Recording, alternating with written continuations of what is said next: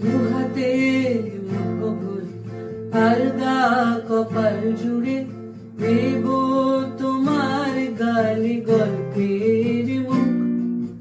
তুমি প্রচ্ছদে রং দেবে, শব্দে বরণ দেবে, গল্পে ছড়িয়ে দেবে গন্ধ।